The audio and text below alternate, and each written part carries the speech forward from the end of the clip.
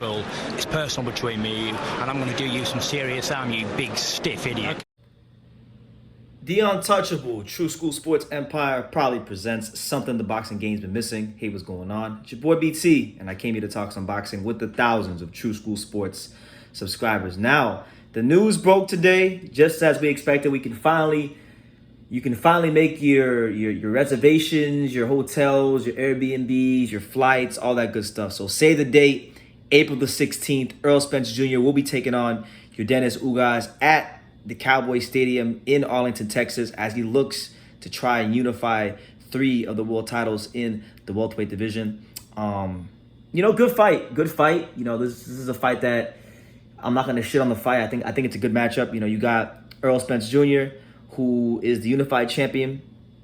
This will be a second fight back since fighting Danny Garcia, or since the car accident, the first one being Danny Garcia. This one being against Ugas. And listen, it's going to be a really good fight because Ugas has really come into his own over these last couple years.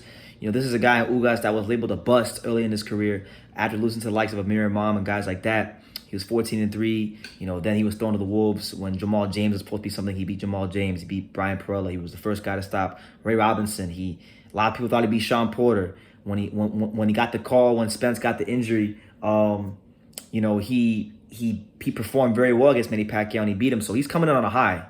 This is the peak Ugas that Errol Spence is going to be fighting, and it's a good test for Errol, because one thing people don't know, and I think people fail to realize this about Ugas, is that Ugas is very physically big. People don't understand how big Ugas is until they see him in person. He's very big, and physically strong too. So it's not going to be no cakewalk for Errol Spence. And plus, no disrespect, this is my opinion, but Danny Garcia, a lot of people say that the Danny Garcia fight for Errol wasn't a tune-up.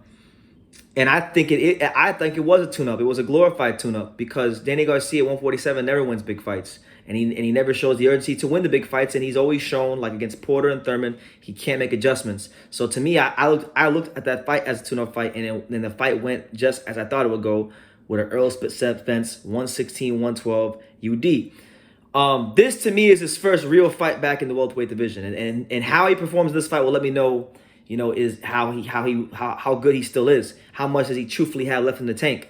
Because a lot of people, I know for a fact, we'll get to Crawford in a second, but like in the event that he fights a Terence Crawford, if he beats Ugas and fights a Terence Crawford, if Crawford goes in there and does what I think he's gonna do, they're gonna say, oh well, car crash this, car crash that, I don't want to hear none of that. If he beats Ugas, he's more than good enough to fight Terence Crawford next. So it'll be a good fight. I plan on being there. I'm gonna go there because I plan on being in Texas anyway during that time. So we'll be at this fight, and we're gonna ask people.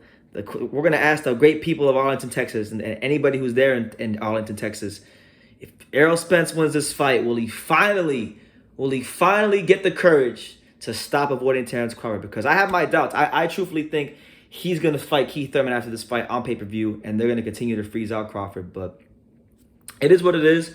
One thing I will say about Ugas, right? If Ugas goes in there and wins this fight, I don't want to hear anything. For the time being, like, it's not even a debate. If Ugas beats Errol Spence, it's not even a debate as to who has the best resume in the welterweight division. It will definitely be Ugas, because you think about it, if he beats Spence, he's got Spence, Pacquiao, undefeated Jamal James, undefeated Brian Perella, the first man to stop Ray Robinson. A lot of people thought he beat Sean Porter. His resume, just off the guys he's fought, has a lot of depth. But if he actually beats Errol Spence, Ugas is looking at going into that pound for pound list. So it'll be a hell of a fight, hell of an occasion. It's good because it gives the boxing fans a time frame of maybe when could we expect a Terence Crawford fight. Because listen, no disrespect to Ugas and no disrespect to this fight, may the best man win. Errol Spence can lose this fight. Personally, I would like to see Ugas win this fight, because I'm sick of Spence and all the nonsense he's pulled over the years, ducking and avoiding Crawford because he's frightened to death and doesn't believe in himself. I would like to see Ugas win the fight, but if Errol beats Ugas, it gives boxing fans a framework, a timeline of when we could expect the Terence Crawford fight. Maybe like later part this year, if the whole Top Rank lawsuit gets settled.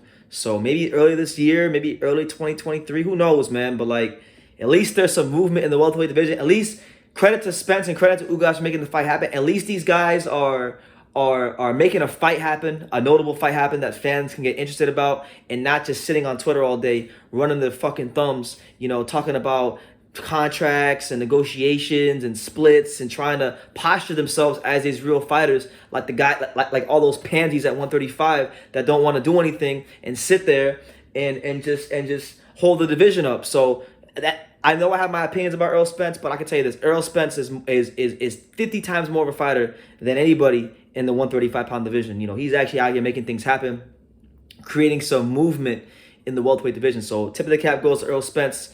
Tip of the cap goes to Ugas. Two top fighters going at it, unifying titles.